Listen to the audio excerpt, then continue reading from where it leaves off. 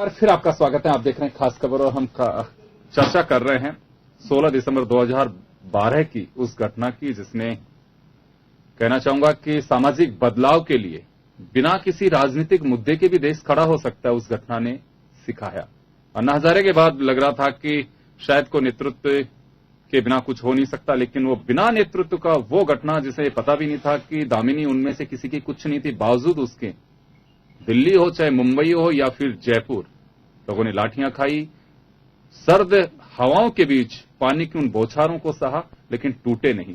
और आखिर यही वजह रही कि राजनीतिक दलों को या सत्ता पक्ष को या फिर विधायिका को आखिर कानून में बदलाव करना पड़ा। लेकिन सब कुछ बदला, हमारी मानसिकता नहीं बदली। सबसे बड़ी जो वजह हमारे पैनल में निकल कर आ रही है वो यही है कि जब तक मानसिकता नहीं बदलेगी तब तक कितने सख्त कानून हो उसका असर नहीं पड़ सकता। चले वापस हमारे पैनल पे हम लौटेंगे। मोनिका जी, मैं आपके पास में आना चाहूंगा कि अभी जैन साहब भी ये कह रहे थे कि बहुत सारी चीजें हैं जिनमें हमें आवश्यकता है कि सबसे बड़ी बात तो यह है कि समाज को लेसन लेना चाहिए घटनाओं से, केवल सड़क पे आने से या फिर कहें कि ये एक बात है अवेयरनेस हो सकती है। उस घटना के बाद में कई ऐसे केसेस सामने आए होंगे, आप लोगों की नोटिस में भी है कि बच्चियों ने हिम्मत जुटाई कि मुझे भी करना चाहिए। जी बिल्कुल सही कह रहे हैं आप। राइट टू से नो का जो मैसेज अभी सोसाइटी में, चाहे वो मीडिया सिनेमा के माध्यम से आ रहा है या हमारे मूवमेंट्स के माध्यम से या एजुकेशन सिस्टम के माध्यम से आ रहा है कि आपको ना मतलब ना कहना आना चाहिए।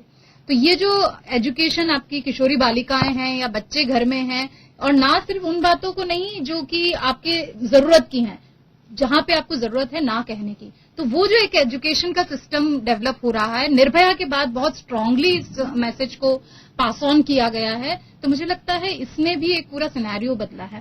मैं जैन साहब की बात से बिल्कुल सहमत हूं कि समाज अपने दायित्व से छूट नहीं सकता कि अगर सुप्रीम कोर्ट दे दे आपको ऑर्डर और फिर आप बदलें, या राजनीतिक संस्थाएं कुछ ऐसे मूवमेंट्स ला दें, या फिर आपकी जो लॉ लेजिस्लेशन सारी सिस्टम है जो लॉ ब्रेक कर रहे हैं उन पे कुछ नया लॉ मेक कर दे और समाज बदल जाए। रातों रात ये सब घटनाएं नहीं हो सकती।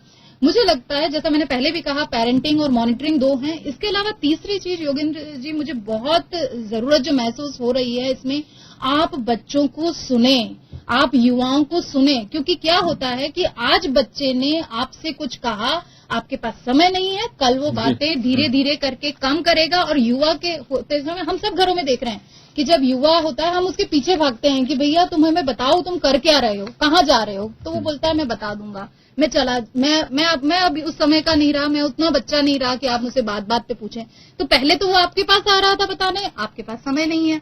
फिर जब आप उससे पूछ रहे हैं तो वो आपके लिए समय नहीं निकाल सकता। तो ये जो एक दुराव की स्थिति पैदा हो रही है उस पे हमें चिंतन मनन करना पड़ेगा, और ये घर के द्वार के अंदर ही इस चीज के जो बीज हैं उनको हमको दूर करने पड़ेंगे। बिल्कुल सही कह रहे हैं आप। एक दूसरी चीज मैं एजुकेशन के माध्यम से, क्योंकि मैं कॉलेज में थोड़ा युवाओं के साथ रहती हूं और हम कुछ अभी एग्जीबिशन भी महारानी कॉलेज में करने वाले हैं 22 और 23 तारीख को, और उसमें बहुत सारी बच्चियां सिर्फ इस मुद्दे पे अपने पोस्टर मॉडल बनाना चाह रही है कि क्या जरूरत है, मतलब उनके पास सॉल्यूशन है। तो हमारी ये जरूरत है कि केवल हमें एक प्रबुद्ध वर्ग को सुनना, राजनीतिक वर्ग को सुनना नहीं, कुछ ऐसे फोरम बनाए जाएं कि बच्चे क्या चाहते हैं जो इससे पास थ्रू हो रहे हैं। एक्चुअली हर वो बच्चा जो इस प्रॉब्लम में है वो ये सॉल्यूशन दे, ये जरूरी नहीं है। क्योंकि आप उसकी अगर फ्रेंड है, आपके गांव की कोई लड़की है, आपके कॉलेज की कोई लड़की, तो भी आपके पास सॉल्यूशन बन जाते हैं, आपकी वेदना आप उस चीज को समझ सकते हैं। तो मुझे लगता है कि उन सारे वर्गों की चेतना को भी बटोरने की जरूरत है जब कानून का निर्माण होता है।